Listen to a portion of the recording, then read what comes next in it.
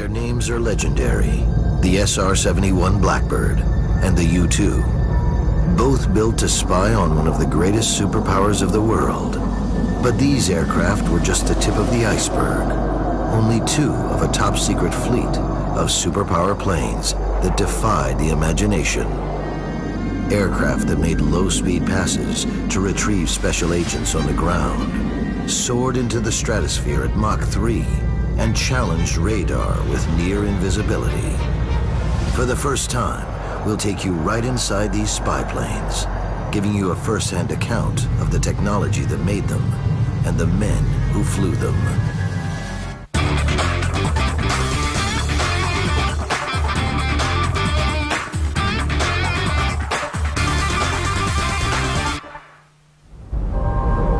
The Lockheed Martin Skunk Works in the Mojave Desert.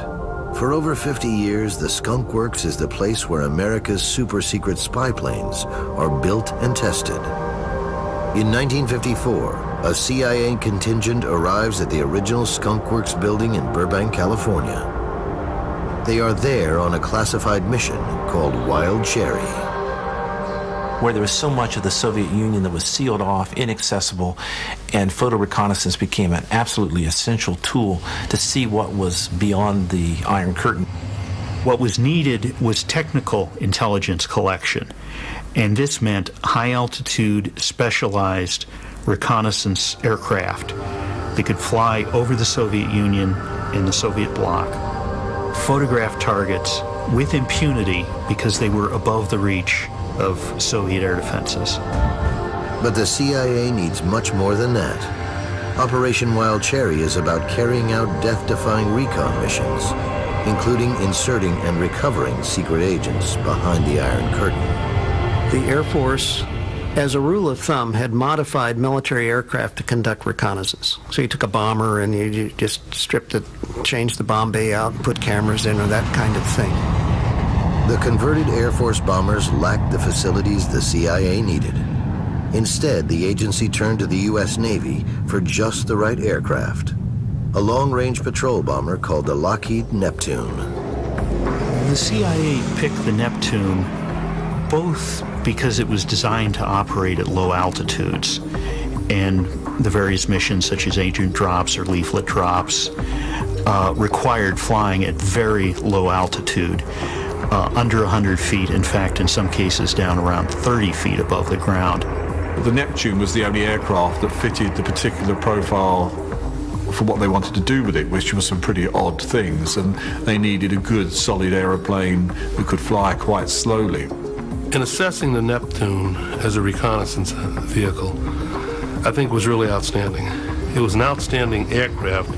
The fact that it could go low and stay on station for such a long period of time gave it tremendous value as a collection platform. So in that respect, I think it was outstanding. Project Wild Cherry moves ahead. 7 new Neptunes are hand-built in Lockheed's Skunk Works facility, also known as RB-69s. These aircraft push the bounds of technology. The RB-69, which was the CIA version of the Neptune, the cover designation for it, was also the first aircraft to carry a side-looking radar. And this was mounted along the side of the aircraft, and it would transmit a fan-shaped signal at right angles to the airplane. The echoes would be picked up, and these could be converted into images that almost look like pictures. And it could operate at night, in bad weather, so it was much less vulnerable to interception. But really what makes this aircraft stand out is that it features an aerial retrieval system that allows an aircraft in flight to snare an agent standing on the ground and winch him back on board. The device is called a skyhook. The skyhook system was invented by a man named Fulton. He was an inventive genius. He built a, we would call it a flying car in the immediate post-war period. And in the course of flight testing this aircraft, he thought about how he would be rescued if the plane went down. And from this, the skyhook system emerged. And basically what it was a fork mounted on the nose of an aircraft. By 1958, Fulton's Skyhook had taken its final shape. A package that could easily be dropped from an aircraft contained the necessary ground equipment. It featured a harness for cargo or a person. It was attached to a 500-foot, high-strength nylon line. A portable helium bottle inflated a dirigible-shaped balloon, raising the line to its full height. The person being rescued would wear a harness that was attached to a long line. At the end of the line was a balloon. The airplane would fly along, catch the line in the fork, and there was a device called a sky anchor that would simultaneously catch the line and release the balloon. The person would be rather gently lifted off the ground and accelerated to flying speed. And people who have done this, who were picked up, really enjoyed the experience. It was a lot of fun. The first successful pickup took place on August 12, 1958. The guinea pig was Marine Corps Sergeant Levi W. Woods, who described the initial contact as similar to a kick in the pants. The Neptune, with its skyhook, is ready for its first recovery. The first operational recovery was a joint CIA Defense Intelligence Agency operation called Operation Cold Feet. 2 intelligence officers were airdropped from a B-17 into an abandoned Soviet ice station. They spent several days there recovering documents, code books, equipment, photographing the facilities, analyzing it, and then they were picked up using the skyhook along with the materials they had recovered, again using the B-17. And this was done in very poor visibility with very strong wind. As they were being picked up, the wind caught the balloon, and they were actually being dragged across the ice as they were awaiting the pickup. Operation Wild Cherry is now ready to go into full deployment, but an unexpected problem trips up the rollout. The CIA needs a credible cover story if any of its Neptunes are lost on a mission. They tried very hard to get the Navy to cover for them. They wanted to put Navy markings on these Neptunes so they would never get blamed if they got lost. And by the way, when one got lost, it was serious because there were 12 guys on board. It was a very serious business to put up that many people at risk. Carlos Campbell was a crewman on conventional U.S. Navy Neptunes flying close to Red China and North Korea. He knew the dangers if his aircraft went down. We got in a little trouble because we were jumped by a MiG coming probably out of North Korea. And the North Koreans were kind of crazy. They were trigger happy. Ultimately, losing a spy plane with Navy markings is too hot to handle for the Navy. The Navy, after thinking about it, absolutely refused, because the whole proposition was endangering their Neptunes, because once the CIA started flying penetration missions into these countries, all these countries would be gunning for any Neptune they ever saw. The Navy's pullback forces the CIA to come up with a new cover story. It persuades the U.S. Air Force to let the agency fly Neptunes with Air Force markings. The Air Force pretends the new planes are radar trainers. The first 2 are sent to Wiesbaden in West Germany and begin to roll on recon missions over Eastern Europe. The timing couldn't be better. In August 1961, the communist regime in East Germany isolates the 3 sectors in West Berlin under Allied control and begins building the Berlin Wall. President Kennedy declares he is prepared to go to war to protect West Berlin. Neptune missions behind the Iron Curtain are stepped up in an effort to probe Soviet battle readiness.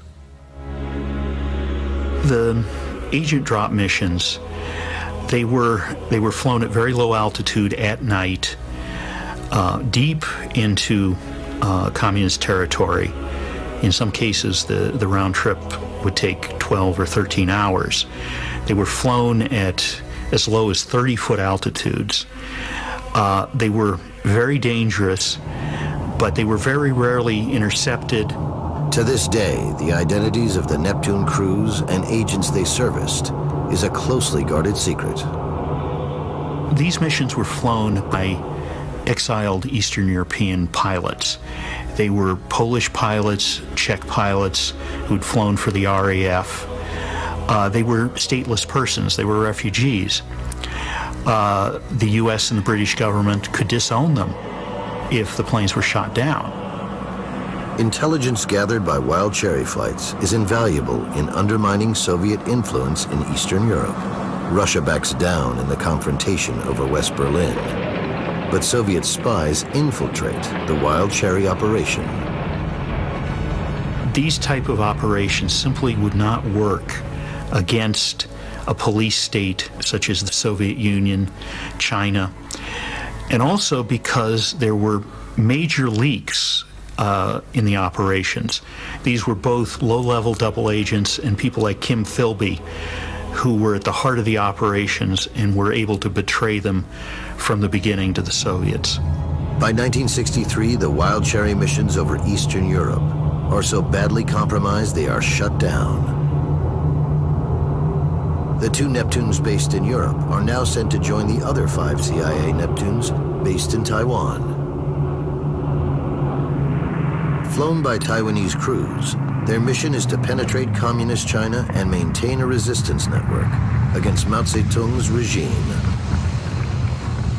The reconnaissance war against China has always taken a sort of slightly secondary seat to the Soviet Union, but was in many ways equally as important. It was vital to know what the Chinese were doing.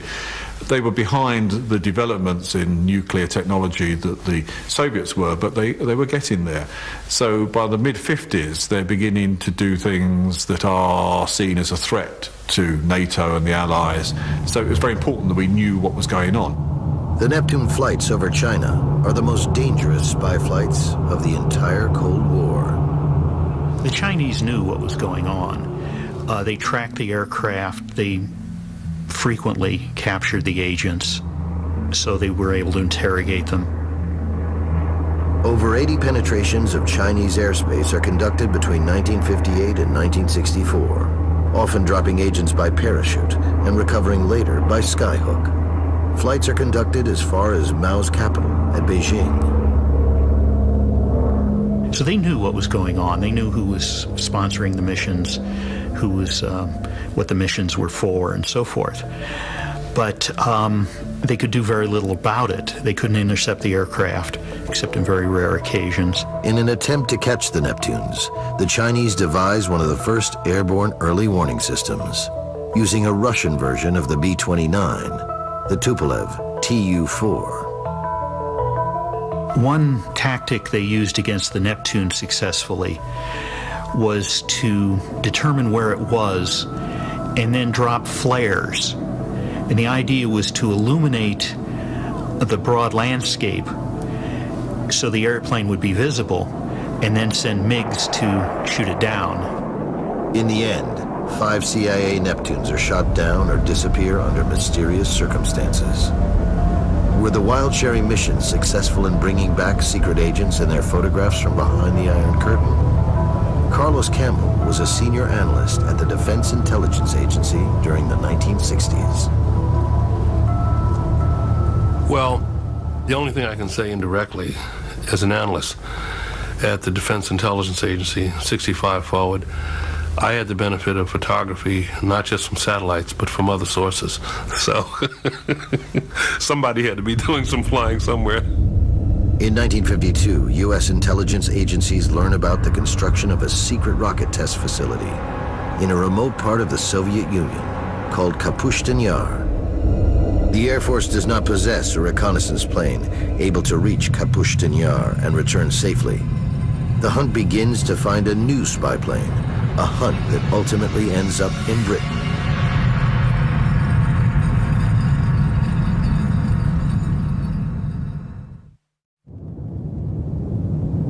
Kapustin Yar on the Volga River east of Stalingrad. Here in the early 1950s, Russia's legendary rocket engineer, Sergei Korolev, is developing technology to put a Russian in space. But it's not the only project Korolev's team is working on. Kapushkin Yar was the Soviets' main ballistic missile test site in the first half of the 50s. That's where they tested their initial battlefield missiles, and then later the SS-3s and SS-4s, which were designed to strike targets in Western Europe and Asia from the Soviet Union. Kapustin Yar was probably the most important target for military intelligence. The greatest threat, they realized, was going to come from the Russian development of what we'd known as the V-2 rockets during the Second World War. America and NATO are desperate to get photographs of the facility. Those photographs would have been invaluable because from them it would have allowed intelligence agencies to work out exactly how far the Soviets had got in the development of long-range missiles. But there's a problem. The U.S. Air Force lacks an aircraft that can fly high enough, long enough, and fast enough to photograph the facility at Kapustin Yar without being intercepted. Fortunately, the British RAF has just such a plane. It's called the English Electric Canberra. The Canberra had a big broad wing and could get to 55,000 feet. And with extra rocket engines or with a bigger wing, it could get to unprecedented heights, 65,000 feet plus. This is really useful because when you're up against foreign defenses and surface-to-air missiles were just coming in then, you want to fly as high as you could. And the Canberra was pretty well the best.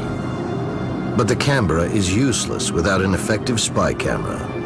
As luck would have it, a revolutionary camera is under development at Boston University. The camera is 10 feet long. Its code name is Robin. Britain's Prime Minister Winston Churchill now agrees to an extraordinary secret mission to photograph Kapustin Yar.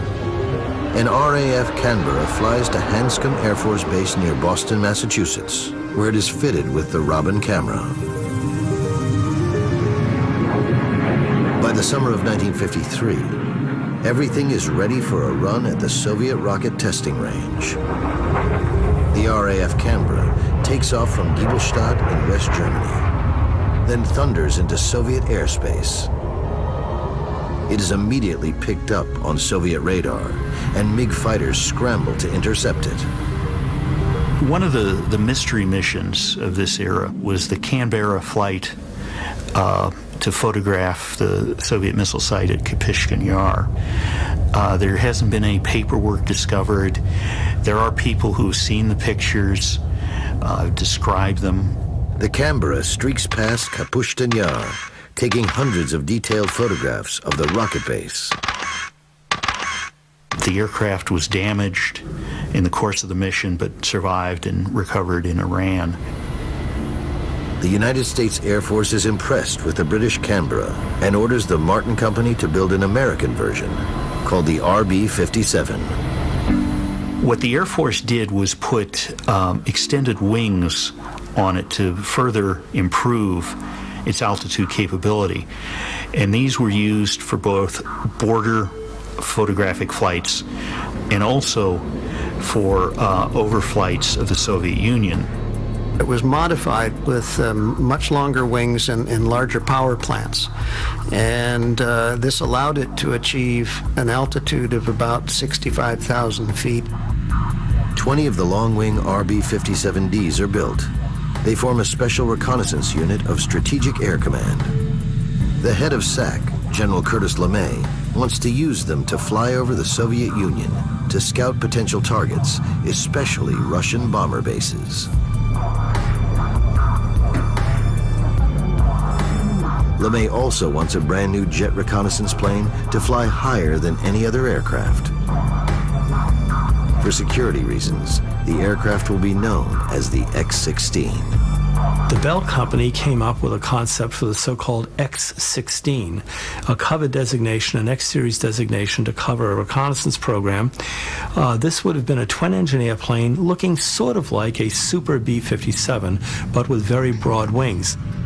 The Bell X-16 was an aircraft designed for high-altitude reconnaissance for the Air Force.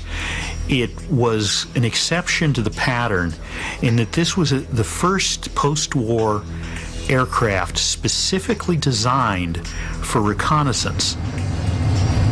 The outstanding X-16 has enormous swept-back wings, measuring 114 feet from tip to tip. These will allow the X-16 to reach an altitude of over 70,000 feet. Under each wing is a powerful jet engine. In 1956, the first prototype is 80% complete. But unknown to the U.S. Air Force and the Bell Corporation, the X-16 has a secret rival. It is being built at the same time at the Lockheed Skunk Works by legendary aircraft designer Kelly Johnson. Once again, the CIA is involved, and the project will have the support of no less than the President of the United States himself. In March 1954, the U.S. Air Force commissioned a new spy plane as a successor to the RB-57. The new aircraft, designated the X-16, was being built by the Bell Aircraft Company and was being designed to fly at altitudes that no other aircraft could reach. But even as the designs were being turned into reality, the project was plunged into crisis. They were starting to build the mock-ups and all the rest of it when Kelly Johnson, who hadn't been invited to participate in the X-16 competition, brought his design to the table. It was an F-104 body with super long wings. They were bolt-on wings, each with 4 bolts. It was a jet-powered glider, basically. Johnson's rival to the X-16 also has a misleading designation. It is called the Lockheed U-2, the U standing for utility. Unlike the X-16, the U-2 is a CIA project, and it has the personal backing of President Eisenhower. President Dwight Eisenhower was central to the development of U.S. Cold War aerial reconnaissance. He approved the early overflights using RB-47s. He approved development of the U-2. Eisenhower wanted intelligence he could rely on, intelligence that was not dominated and directed by purely military concerns. He understood how important aerial reconnaissance was from his experience as Supreme Allied Commander, and he was very upset at the level of intelligence he was getting as president on the Soviet Union. It was far inferior to what he had enjoyed as Allied commander in World War II. As president, it was Eisenhower who had decided that intelligence should be under the control of a civilian agency. Eisenhower broke with tradition in that reconnaissance was traditionally a military task. What he did was to put it under the control of the CIA. Immediately, the CIA began to derail the X-16 project in favor of their own plane, the modified Lockheed F-104 Starfighter. Logic is on their side. The X-16 was a twin-engine aircraft. And senior Air Force officials liked that because they had been bomber pilots and they had made it back when one engine was shot out. The problem was that if the X-16 lost an engine, it was going to come down. It could not maintain its altitude. And once it started down, it lost its only defense. It was also very helpful the fact that LeMay and the US Air Force had pretty well rejected the U-2 as a joke. LeMay had laughed at it because it didn't have guns and it wasn't a classic military aircraft. In fact, it was ideally designed for the task in hand. The first U-2 is delivered to a secret airbase at Groom Lake, Nevada on July 25, 1955. The Bell X-16 is canceled before the first plane can fly. It is a bitter blow to the Air Force. The problem was that with the X-16, they were designing an airplane to fulfill a mission. What Kelly Johnson realized was he needed to reverse the process. The mission would design the airplane.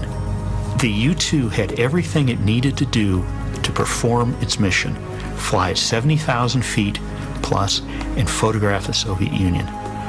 It didn't have anything it didn't need to perform that mission. The first CIA U-2 spy flight over the Soviet Union takes place in June 1956. But General LeMay is not going to give up without a fight.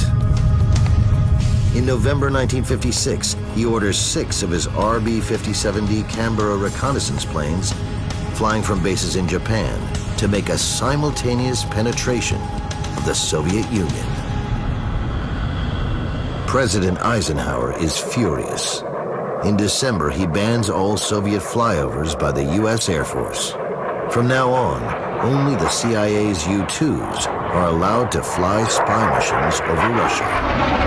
But the story of the RB-57 isn't over. There were still a lot of other reconnaissance functions that needed to be dealt with, and the RB-57 was an ideal platform to do that. The advantage the RB-57 has over the U-2 is that it's a bigger machine and can carry much more in the way of electronic spying equipment. In the early 1960s, the Air Force orders an improved model of the Canberra, the RB-57F. The span of the Canberra from tip to tip was about 65 feet. The RB-57F, the span was over 122 feet, just about double. They also put new engines on, big Pratt & Whitney turbofans, TF-33s, and they put extra little jet engines under the wings, J-60s. And next minute you had a Canberra that you could fly to 75,000, maybe 78,000 feet. I think the figure may even be classified, but it was certainly the highest flying aeroplane in the world at that time. Even the CIA comes to recognize the usefulness of the Canberra. In 1958, the agency sponsors a program known as Diamond Lil, under which Chinese nationalist pilots are trained to fly RB-57Ds, as well as the older Neptunes. The Republic of China on Taiwan, beginning during the Korean War, was furnished aircraft by the Air Force and conducted overflights to the mainland. There were RF-84s, eventually RB-57s, eventually U-2s. But what these recon missions reveal is disturbing. The nationalist Chinese Canberras prove that China has developed its own atomic weapons. The Chinese Canberras would expose one more communist secret, one that would foreshadow disaster. The Chinese air defenses start to get themselves quite seriously together by the mid to late 50s, and they're beginning to take out RB-57s and ultimately U-2s that are flying over their territory. On October 7th, 1959, an RB-57D, piloted by Captain Ying-Chin Wang, is on a mission over the Chinese mainland, when suddenly his aircraft is rocked by a thunderous explosion. Wang's Canberra is the first aircraft ever to be downed in combat by a surface-to-air missile. When the RB-57s were first given to the Chinese nationalists, it was very dangerous because the SAM SA-2 surface-to-air missiles were online, and the Soviets had begun to furnish them to the Chinese People's Republic. And in fact, an RB-57 was shot down about 2 or 3 months before Francis Gary Power, but they didn't realize what had brought it down at the time. Had they known that it was a surface-to-air missile, they might have thought differently about the U-2 missions. The tiny single-engined U-2s continue to fly alone over Soviet Russia. It is only a matter of time before what happened to Captain Wang's RB-57 happens to the U-2. Tokyo, Japan, as U.S. and NATO spy planes brazenly probed Soviet airspace during the 1950s and 60s, the Russians launched their own reconnaissance program. Fast Soviet jets carrying cameras regularly fly over Japan, often buzzing Tokyo itself. In Europe, Soviet planes stray out of the designated flight corridors to look at NATO bases in West Germany. Soviet commercial airliners often carry secret cameras to photograph NATO bases under their path. Nothing is out of their reach, not even the U.S. I think it's reasonable to suppose that the Soviet Union conducted aerial reconnaissance over this country using Aeroflot vehicles and, of course, the Bear bombers that flew down the coast to Cuba. There were instances in the 1950s when some of the Tu-4 B-29 copies entered Alaskan airspace and had to be escorted out. But the Soviet Air Force still lacks a dedicated spy plane comparable to the American and British versions. Work begins in 1957 on a project to create an aircraft that can operate at high altitudes to evade interception. The Yak-25 was an all-weather fighter. Then it was developed over the next few years into bomber versions, reconnaissance versions, including the RV, which was a very high-altitude reconnaissance version. What they did, they took away the sharply swept short-span wing, and they put on a wing like a sailplane. Tremendous long-span, graceful wing like a U-2. And before you knew it, they had the Yak-25 RV being Russian initials for extreme altitude. It's a single cockpit aircraft. It was devoid of armament, and it had powerful engines that would allow it to operate at very high altitudes. Test flights begin in March 1959. Immediately, problems arise. The Yak-25 is sort of a cross between the U-2 and the X-16. It has the same problem as the X-16 has, in that it's a fairly conventional airplane. So it's not as efficient as the U-2. At altitudes above 60,000 feet, the physics of flight are rewritten. A window of only 10 miles per hour exists to fly the plane. Any faster, and you will tear off the long, thin wings. Any slower, and you could tumble out of the ultra-thin air. Reconnaissance pilots call this Coffin Corner. The Mandrake's poor engineering makes it especially prone to disaster in Coffin Corner. But the Red Air Force has no other options, so the Mandrake is ordered into production, even though it lacks the range to reach the United States. The Yak-25 really had nowhere worth going because the Soviets weren't particularly interested in reconnoitering Western Europe because they knew all about it. The Soviets will not have long to wait to get a closer look at Western spy technology. On May 1st, 1960, a CIA U-2 will go missing on a flight over the Soviet Union.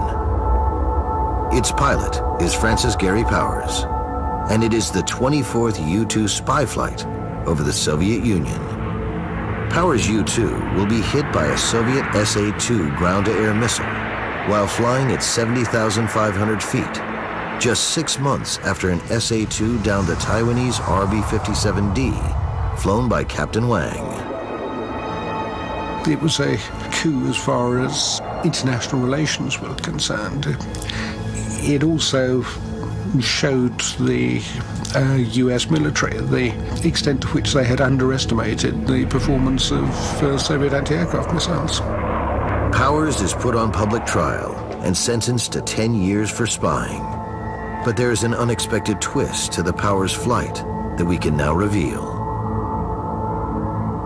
What remained of Powers' U-2 after the surface-to-air missile hit is scattered over hundreds of miles.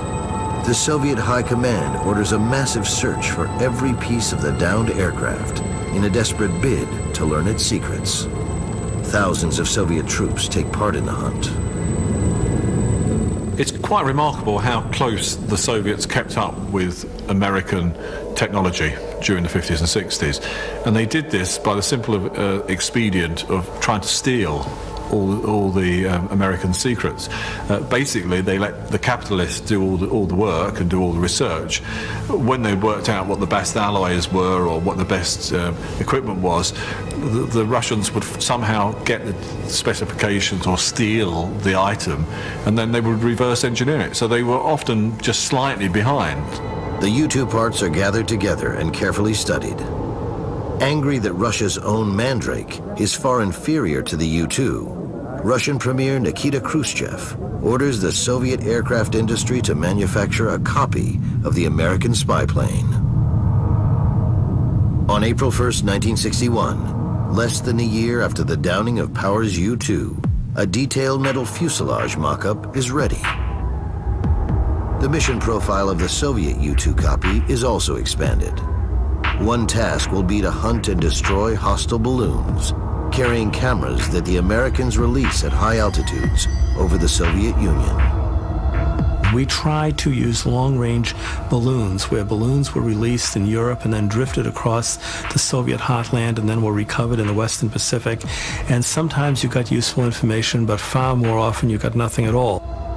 One of the problems with it was that one of these high-altitude balloons floating at 60 or 70,000 feet will be illuminated by the sun when the ground is in darkness. So you have this giant silvery object in the sky. They frequently flash green or red or orange, and people immediately thought it was the aliens. These were a leading cause of flying saucer sightings, and they attracted a whole lot of attention. The other factor was that there were development problems, and occasionally they would come crashing down. And in one case, a complete reconnaissance balloon package came down in a Denver suburb. But the Soviet U-2 soon runs into trouble. The weight of the Soviet copy of the U-2 begins to climb. It will not be able to reach 70,000 feet, the altitude of the original American version. In May 1962, the project to copy the U-2 is suddenly canceled. Back in America, even before the shooting down of Gary Powers' U-2, the CIA looks for a more radical solution to the problem of Soviet radar detection. The result would be a marvel in aviation history: stealth parasitic aircraft. In the late summer of 1956, CIA officials visit a number of airframe contractors in a search for new ideas for a U-2 replacement. The result is the birth of stealth technology. About 2 years into the program, about 1958, it was realized that Soviet air defenses were catching up with the U-2. Eisenhower was somewhat reluctant to authorize missions, and it was clear that they needed an aircraft with higher performance.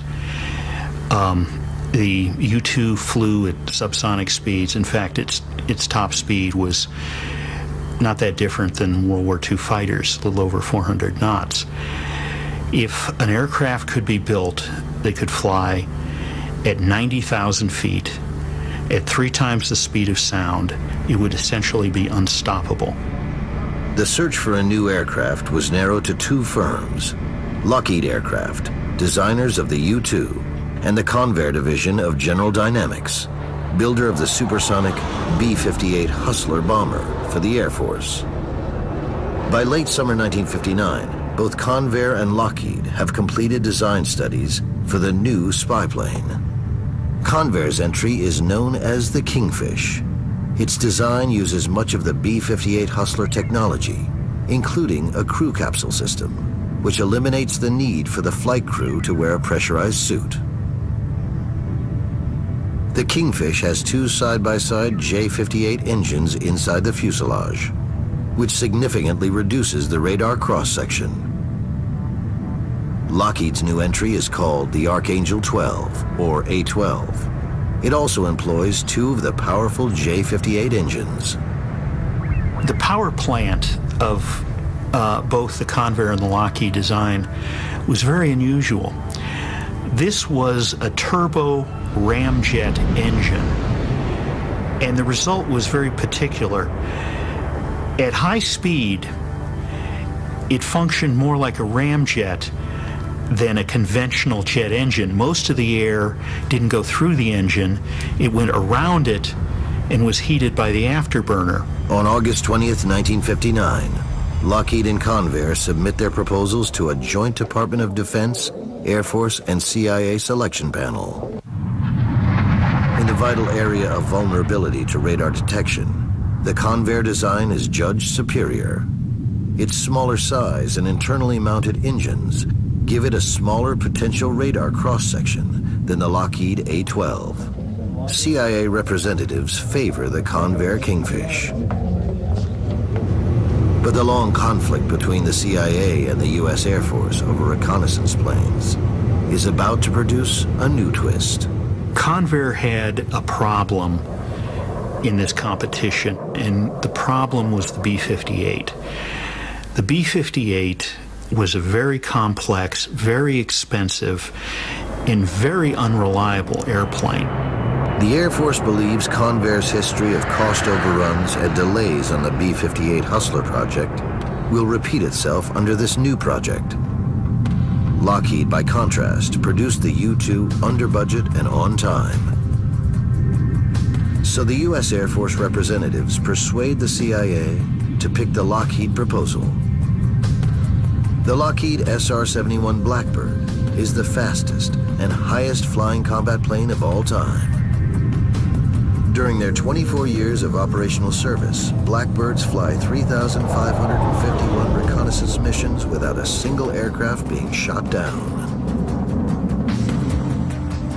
It was an airplane designed in the 1958-1961 time period, first flown in prototype form in 1962, first flown in all up ability to do its job in 1963 and 64, and it is staggeringly advanced by the standards of aircraft design at the time. Not everything goes smoothly with the SR-71 program. Just 3 years after the Blackbird starts flying operational missions, the Soviets will capture a version of this revolutionary aircraft. In October 1962, barely 6 months after the first flight of the Blackbird, the CIA gives the green light for the next evolution of the spy plane. This miniature version of the Blackbird uses the same engine and stealth technology. Designed as an unmanned spy aircraft, it will be carried to altitude by a B-52 mothership and launched over dangerous reconnaissance targets.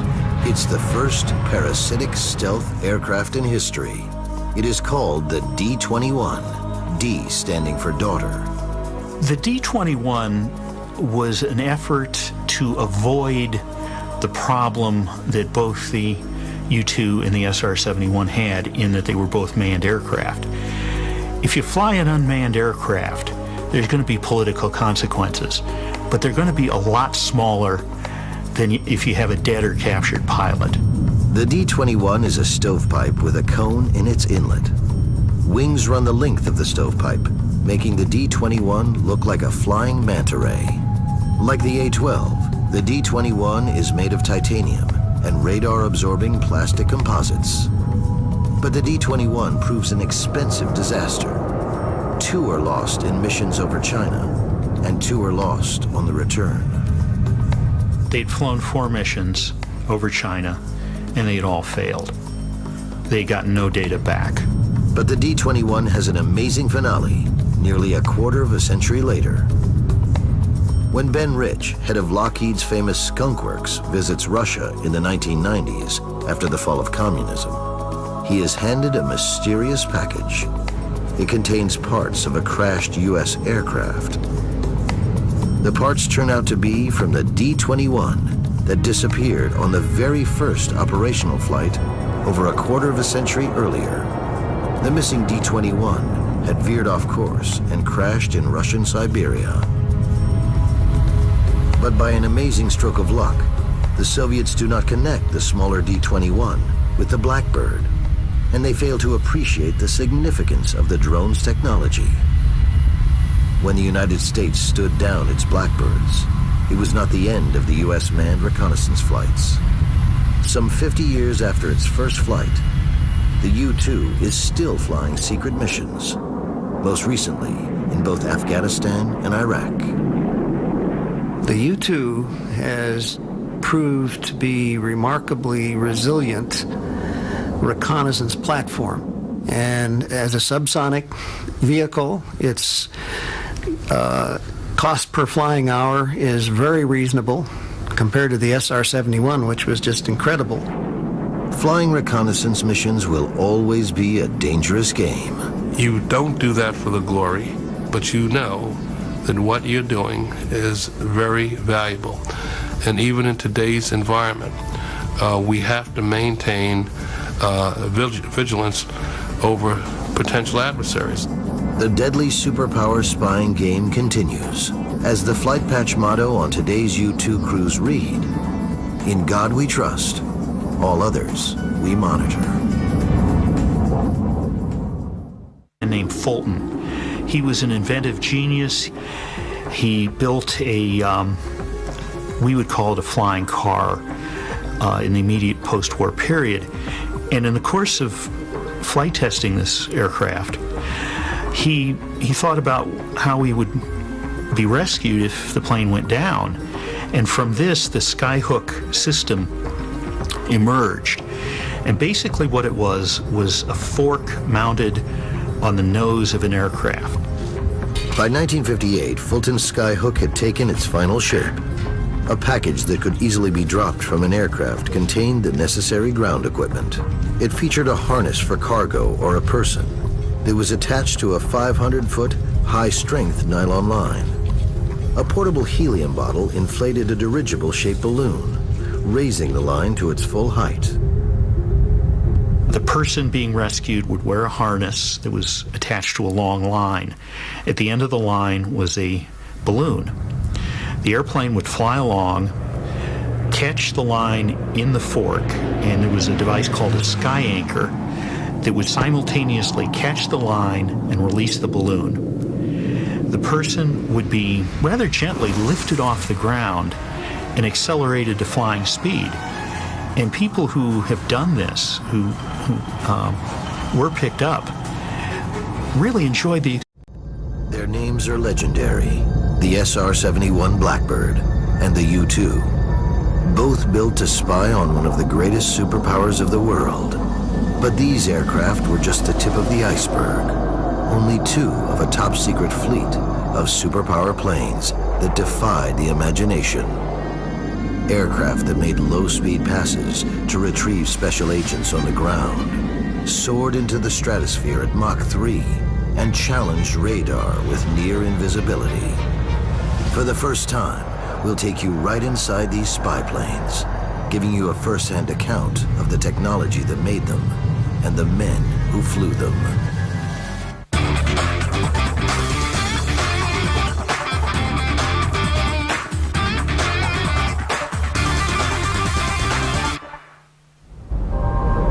The Lockheed Martin Skunk Works in the Mojave Desert.